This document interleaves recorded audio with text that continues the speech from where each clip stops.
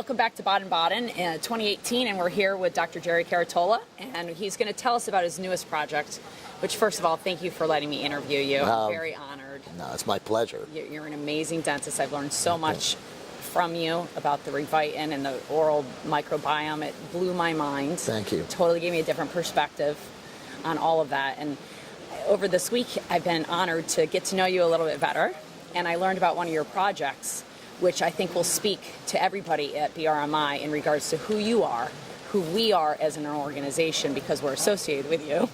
Right, exactly. Guilty by association. Exactly. And what your real mission is, you know, in association with biological dentistry.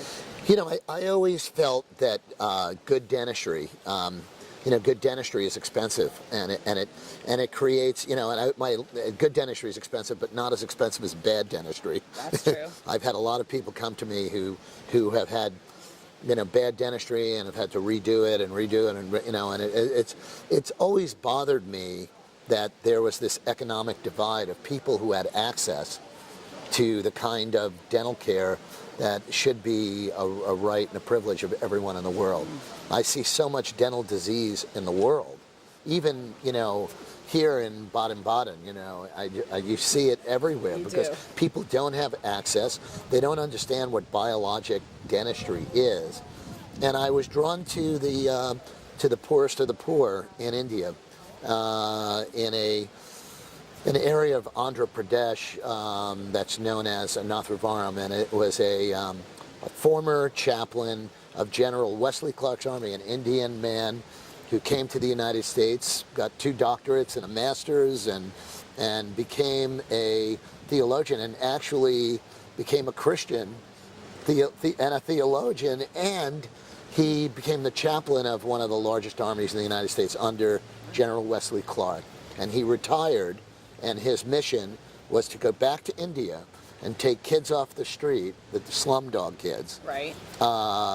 And they were orphans, and actually give them a home, educate them, teach them English. And I went to visit there a number of years ago, and I realized they had no access to any health care.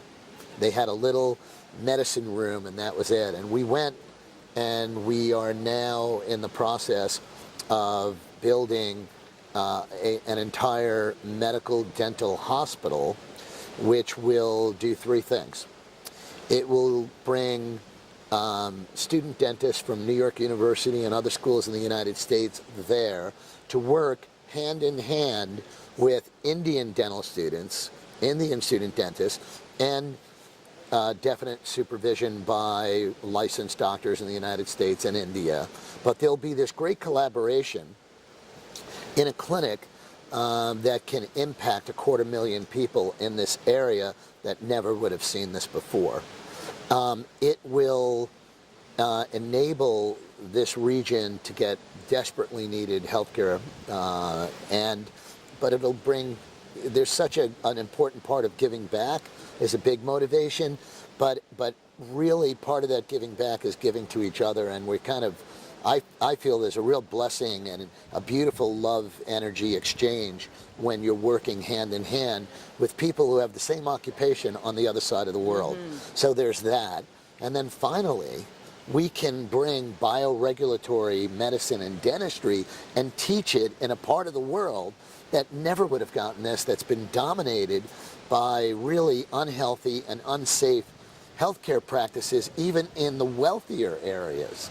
So we're going to go to the poorest of the poor and create an incubator where bioregulatory healthcare can be done, and it'll be I think, and I hope that this will extend, across a broad divide there, and generations of people will be helped.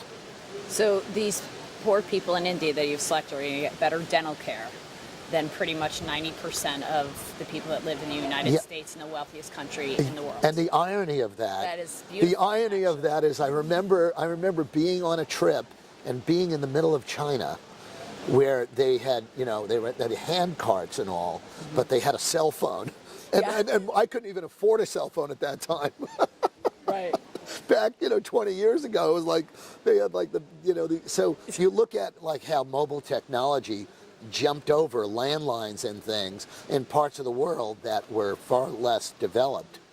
And it's kind of like we're bringing healthcare to a part of the world. We're bringing advanced healthcare and hopefully creating a model. The good part about that is that we will not be strangled by regulatory bodies that question and feel threatened for a number of reasons, feel threatened from being able to introduce a more advanced holistic philosophy. This is your project you wanted to do, and how did it start?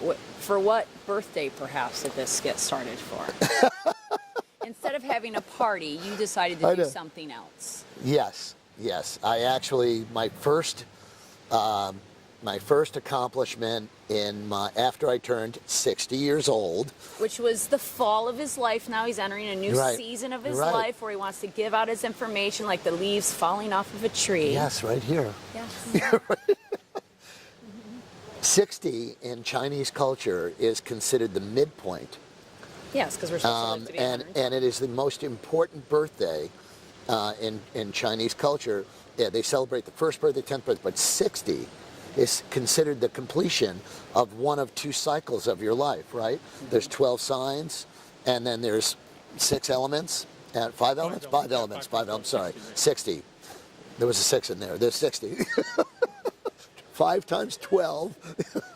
He really does. So I do, I do know, I am familiar with math, with that mathematical formulation. Now we have, so you have the first 60 are your crazy yang years, okay, where you're learning and they're energetic, and the second 60 are more mentoring.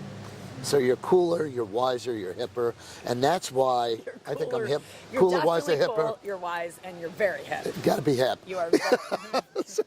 So the great part about that is that I'm just so excited about it because I feel that there's so much to do, you know, to mentor, and I've already stepped up bringing 4 young dentists and discipling them in biologic, bioregulatory dentistry.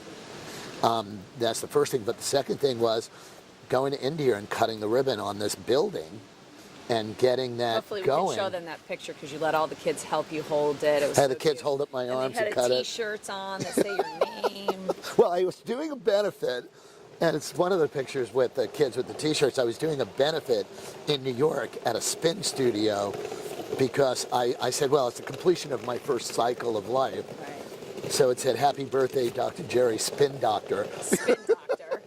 Spinning.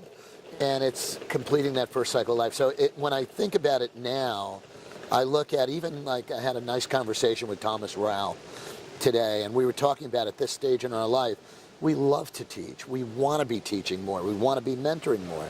And this man was, 20 years ago, he was definitely ahead of his time. Absolutely. And so I feel that there's some, recognition and respect for someone who continues to want to pass down to others that are other practitioners now who are coming into their prime. And thank you so much for all sharing of your wisdom, but mostly, really, congratulations on your clinic. Thank you. And what a beautiful place you're at in your life. Thank and you. Those people in India are just so lucky to be able to have that opportunity. I'm trying to learn to sing in Hindi. Oh, good, because he's an amazing singer. Thank you so much. I've learned to sing in Hindi. Smile, though your heart is aching. Thank you so much. Love you, Kelly. Love you, Gerry.